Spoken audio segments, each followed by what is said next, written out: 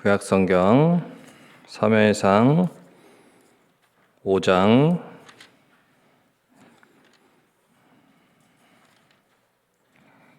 1절에서 12절 말씀을 저와 여러분이 교독하도록 하겠습니다.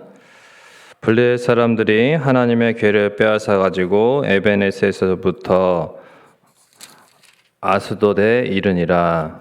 네, 사람들이 하나님의 궤를 가지고 다곤의 신전에 들어가서 다곤 곁에 두었더니 아스돗 사람들이 이튿날 일찍이 일어나 본즉 다곤이 여호와의 궤 앞에서 엎드려져 그 얼굴이 땅에 닿았는지라. 그들이 다곤을 일으켜 다시 그 자리에 세웠더니 그 이튿날 아침에 그들이 일찍이 일어나 본즉 다곤이 여호와의 궤 앞에서 또다시 엎드려져 얼굴이 땅에 닿았고 그 머리와 두 손목은 끊어져 문지방에 있고 다곤의 몸뚱이만 남았더라. 그러므로 다곤의 제사장들이나 다곤의 신전에 들어가는 자는 오늘까지 아스돗에 있는 다곤의 문지방을 밟지 아니하더라.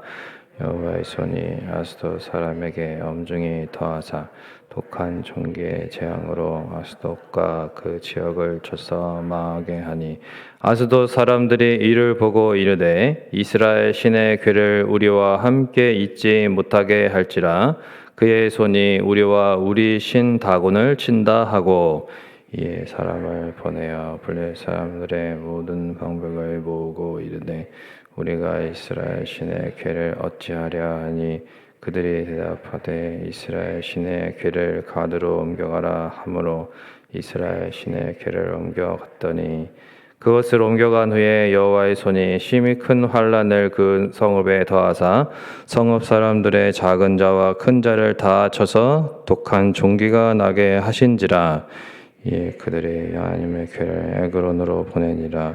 하나님의 궤가 에그론에 이른즉 에그론 사람이 부르짖어 이르되 그들이 이스라엘 신의 궤를 우리에게로 가져다가 우리와 우리 백성을 죽이려 한다 하고 이에 사람을 보내어 블레셋의 모든 방백을 모으고 이르되 이스라엘 신의 궤를 보내어 그 있던 곳으로 돌아가게 하고 우리와 우리 백성이 죽임당함을 면하자 하자 하니 이는 온 성읍이 사망의 환난을 당함이라. 거기서 하나님의 손이 엄중하심으로 다같이 죽지 아니한 사람들은 독한 종기로 치심을 당해 성읍의 부르짖음이 하늘에 사무쳤더라. 아멘. 오늘 새방에도 나오신 우리 모든 성민의 가족들 또 하나님의 은혜와 복이 함께 하시기를 주님의 이름으로 축원드립니다. 사사기부터 이제 본격적으로 등장하는 블레셋이 이 지중해를 건너서 이주해 온 해양 민족입니다. 그래서 이 5부족이 연맹으로 이렇게 이루어진 그런 연맹 공동체인데 이 블레셋은 세력 확장을 꾀하는 아주 욕심이 많은 그런 민족들이었습니다. 그래서 이제 이스라엘하고 옆에 있었기 때문에 어쩔 수 없이 충돌을 피할 수가 없었습니다. 고대 근동 지방의 이 나라 간의 전쟁은요, 무슨 전쟁이냐면 이게 신들의 전쟁입니다. 신들의 전쟁. 그래서 이쪽 나라하고 저쪽 나라하고 이제 그 다스리는 신이 달라요. 그러면은 그 신들이 싸우는 겁니다. 그게 이제 그 당시에 그런 생각들이었어요. 그래서 우리의 신이 저 신보다 강하냐, 약하냐, 이게 전쟁을 통해 드러나는 것입니다. 그래서 이제 이 본문에 나타나고 있는 그럼 이 전쟁은 무슨 전쟁이냐면 이제 블레셋 신 다곤하고 이스라엘 신으로 여겨지는 이제 하나님, 그러니까 이스라엘의 한정된 신, 지역 신으로 하나님을 착각하고 있었죠. 그 이제 싸움의 결과가 뭐였습니까? 이제 어제 새벽에 본문처럼 결국은 그렇게 이스라엘의 신이 진 거다 이거는. 그러니까 우리 신 다곤이 이겼다 이렇게 블레셋 사람들이 생각을 한 거죠. 법궤를 빼앗았습니다. 법궤를 빼앗긴 것처럼 보이지만 패배한 것은 이스라엘이지 하나님이 아니셨습니다. 법궤를 빼앗은 것처럼 생각되지만 승리한 분은 하나님이시지 블레셋이 아니었습니다. 법궤가 있다고 승리한 것도 아니고 법궤를 빼앗았다고 승리한 것도 아닙니다. 오직 하나님만이 법궤의 진정한 소유주이시자 영원한 승리자이시다라는 거죠. 오늘 본문이 이런 분명한 진리를 보여주고 있습니다. 하나님이 진짜 주인이다. 그리고 하나님이 진짜 승자이시다라는 것을 보여주고 있죠. 하나님은 법궤와 함께 블레셋 땅을 이동하시면서 곳곳에서 승리하시고 점점 더 본래 법궤가 있던 곳으로 이동시키고 계시는 것을 볼 수 있습니다. 법궤는 부적도 아니고 하나님을 가둬놓는 어떤 괴짝도 아니고 램프의 그런 어떤 그런 기구도 아닙니다. 우리가 램프 이렇게 문지르면은 동화에 보면은 그죠? 예. 그런 하나님이 아니에요. 그러니까 그 안에만 갇혀 있는 하나님이 아닙니다. 하나님은 이스라엘 지역만 관장하는 그런 지방신도 아니고 우상 신전에서는 힘을 못 쓰는 그런 약한 신도 아니십니다. 블레셋은 전쟁에서 대승을 거두고 전리품으로 법궤까지 빼앗았으니 이제 이스라엘 신 힘도 없지, 이제 우리 다곤 신의 부하야, 이렇게 생각하면서 전리품으로 딱 이제 법궤를 갖다가 자기네 다곤 신전에 갖다 놓은 거예요. 그러나 천만의 말씀입니다. 하나님이 무슨 그죠? 있지도 않은 우상의 그런 부하가 될 수가 없는 거죠. 위계 질서가 이제 다곤 신 다음에 이제 이스라엘 신, 이렇게 이제 블레셋이 자기네들의 착각을 했지만, 그러나 오늘 본문에 보면 4절에 보니까 다곤의 몸뚱이만 남고 머리와 두 손목이 끊어져서 문지방에 있었다 그랬습니다. 완전히 처참하게 다곤 신이. 그러니까 이제 5절에 다곤의 제사장들이나 다곤의 신전에 들어가는 자는 오늘까지 아스돗에 있는 다곤 신의 문지방을 밟지 않았더라. 이게 하나의 규칙, 전통, 규례 이런 게 생긴 거예요. 자기들의 신이 이렇게 이제 나가 떨어지고, 이게 한마디로 패배한 거 아닙니까? 그런데 겨우 문제를 해결한다는 것이 규칙이나 규례 같은 거 하나 만들어 놓는 거예요. 근데 원래는 어떻게 해야 돼요? 다곤 신을 버리고, 그렇죠? 하나님을 섬겼더라, 이렇게 바뀌었어야 됩니다, 원래는. 근데 그런 게 없어요, 본문은. 법궤를 다시 있던 곳으로 진작에 돌려보냈어야 맞는 거죠.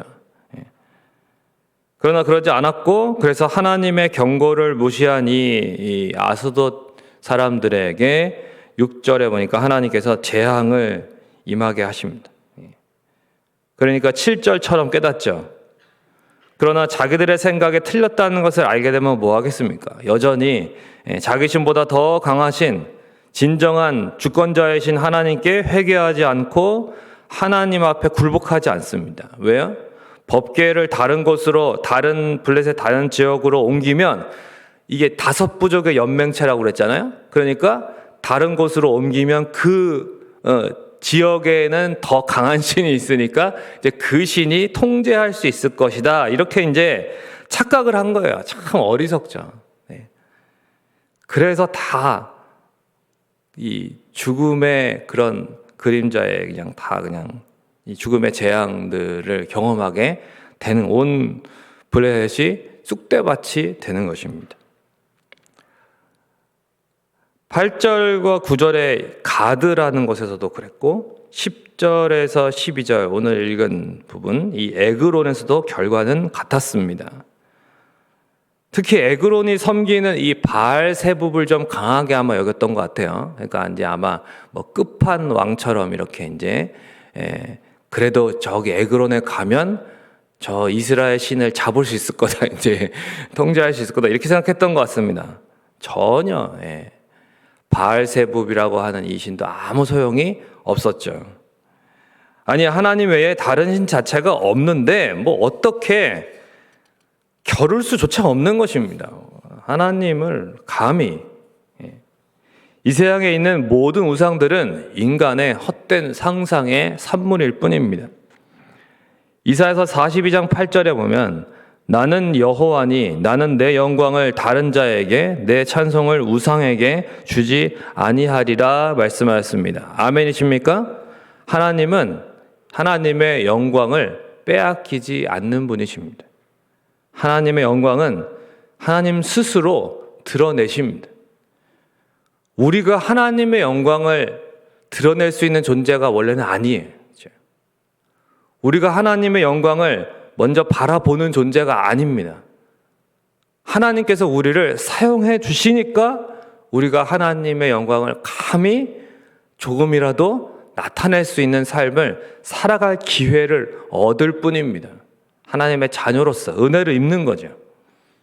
하나님은 하나님의 영광을 다른 누구에게도 그 어떤 사람에게도 찬송을 우상에게 결코 주지 아니하시는 분이십니다.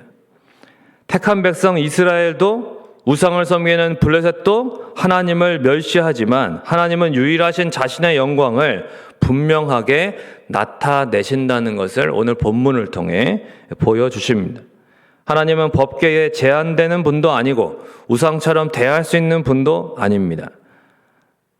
하나님은 그래서 어떠한 분이시라고 우리가 주기도문에도 하늘에 계신 분이다 이렇게 고백할 때에 그 뜻은 하나님이 신비롭고 거대한 질서 속에서 이 세계를 창조하시고 그리고 다스리시고 그 놀라운 주권으로 행사하시는 분이시기 때문에 결코 가볍게 대할 수 있는 분이 아니다라는 거죠. 두렵고 떨리는 마음으로 경건하게 이 새벽에도 하나님 앞에 나와왔을 때에 우리가 아버지로만 생각하면 하나님을 좀 그냥 친근하게만, 물론 친근하게 하나님을 친밀하게 느껴야 되지만 하나님 앞에 우리가 또 한편으로는 두렵고 떨리는 마음으로 이 새벽에도 하나님 앞에 말씀을 듣고 하나님께 간구할 때에도 진중하게 그렇게 드리는 거죠. 중언번하지 않고 졸다 기도하다 이렇게 하는 게 아니라 정말 하나님께 드리는 그 한마디 한마디에 우리가 마음을 담고 정말 온 그런 신경을 집중해서 하나님 앞에 기도해야 된다라는 것입니다. 하나님은 우리의 생의 존재의 목적이시자 우리의 아버지가 되시고 우리의 삶의 주인이신 분이십니다. 그렇다면 이 세상에서 가장 가치 있고 위대한 일이 무엇일까요? 성경은 뭐라고 말합니까? 오직 여호와 하나님이 구원하셔서 영생을 주시고 또 하나님을 섬길 수 있는 기회를 주시는 것, 그래서 그 기회를 받아서 이 땅 가운데에서 살아간다는 것이 그 어떠한 인생보다 가장 위대한 인생이다라고 말씀하시는 겁니다.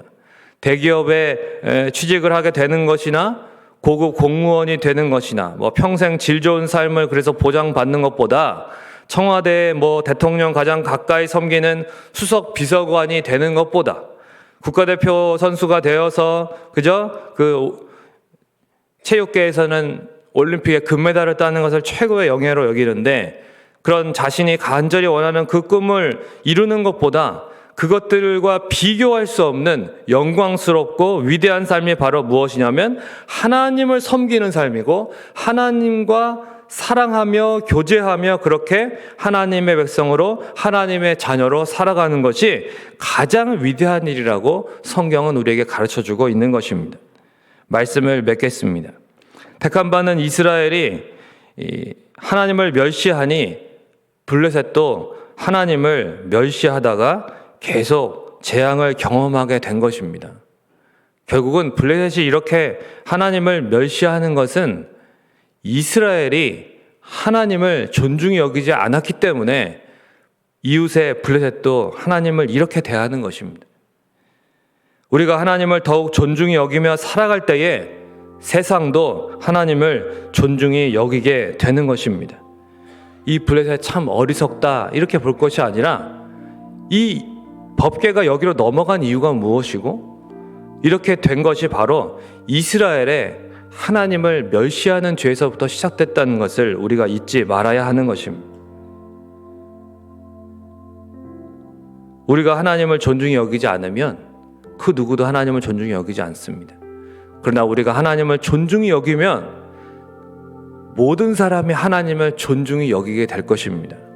세상도 교회가 하나님 앞에 바로 서고 하나님을 존중히 여길 때에 세상도 하나님을 존중히 여기게 되는 것입니다.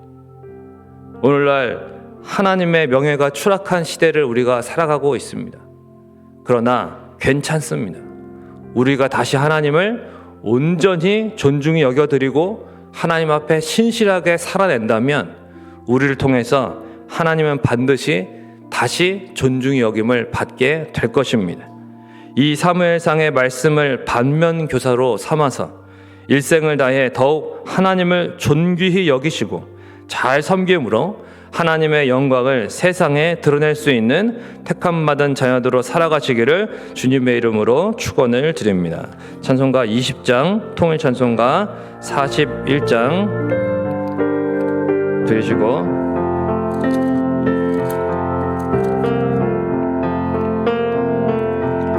큰 영광 중에 계신 주 나 찬송합니다.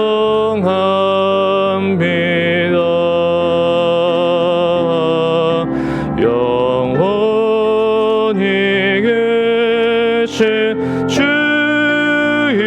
이름 나 찬송합니다.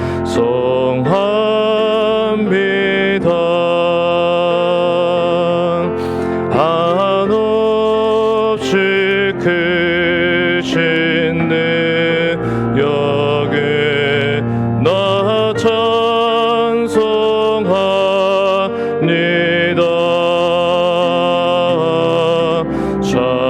참되고 미쁜 그 언약 나 찬송합니다. 온 천지 창조하시던 그 말씀이 있어 영원히 변치 않는 줄 남이 싸웁니다.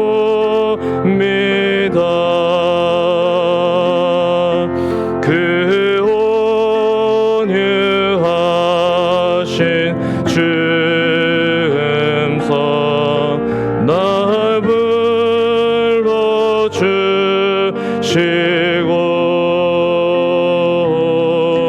그 품에 품어 주시니 나 찬송합니다.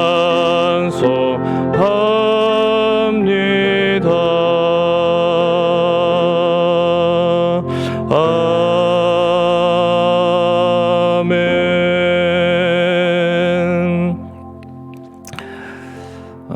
모두가 자기 소견대로 살아가던 그 시대 가운데 하나님께서 스스로의 영광을 온전히 드러내시는 모습을 우리가 보게 됩니다. 내 영광을 다른 자에게, 내 찬송을 우상에게 주지 아니하리라. 하나님은 하나님의 영광을 나타내시는 분이십니다.